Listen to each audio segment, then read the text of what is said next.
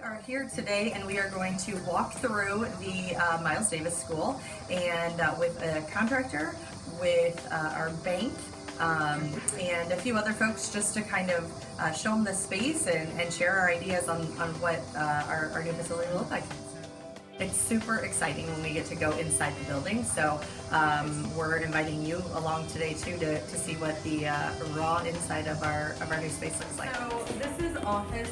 This would be office space. So we'd walk in the door still, office space, yeah, for shelter and offices, right? You see it. I think this is another teacher's lounge. Yeah.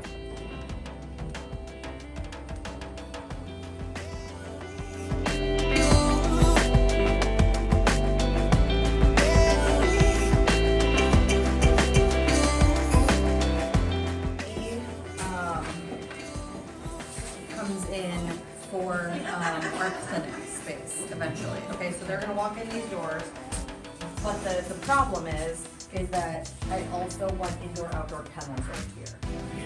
Clinic room, clinic room, clinic room, just again exam. This room will be like surgery prep. Eventually, surgery is like next step, like next phase. But this room would be end up being our surgery suite.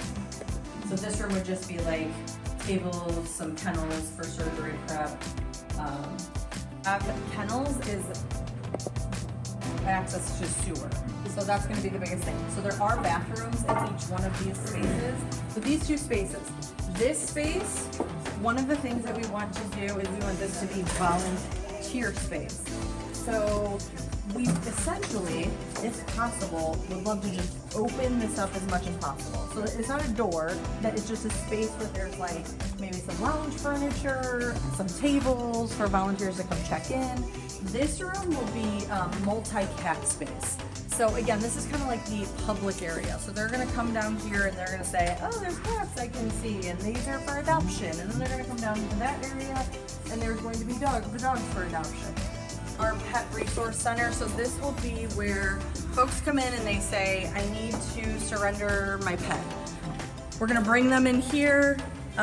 We'll have a desk, we'll have some resources here, leashes, collars, information on spay neuter. And so we can kind of have that, like, we can kind of counsel families and hopefully persuade them into keeping their pet versus surrendering it to us or another.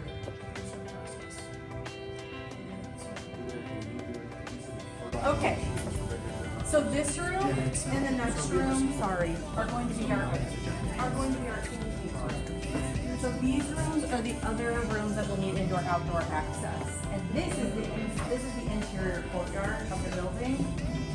Before we were even going to put indoor-outdoor kennels in another area, and so we want like 5 kennels each to be in each one of those classrooms for intake. This one and that. So what we want is 5 kennels on this side and 5 kennels on the other side for intake. And the dogs aren't going to stay in there for very long, so they don't need to be huge and comfy.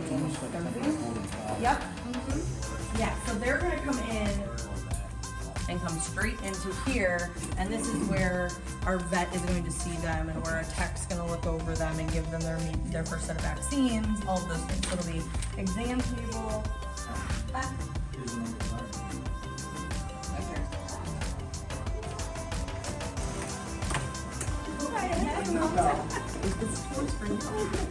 Just open spaces where volunteers or fosters can come play with the dog or set up sell something on a Saturday or yeah, whatever. Anything that we can.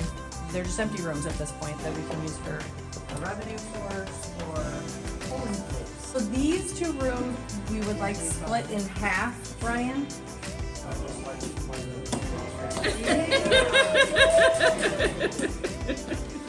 We'll bring the dog that they are interested in meeting and learning more about, and we'll bring it in here. Your play training. So this is where there might be some agility, might have training classes.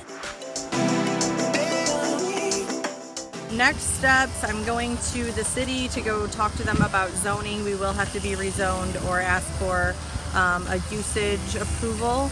A contractor is going to get back with me as far as the scope of the work, the bank is going to get back with us about financing, and yeah, then we can get the contract together, signed, talk to the attorney, and then go from there.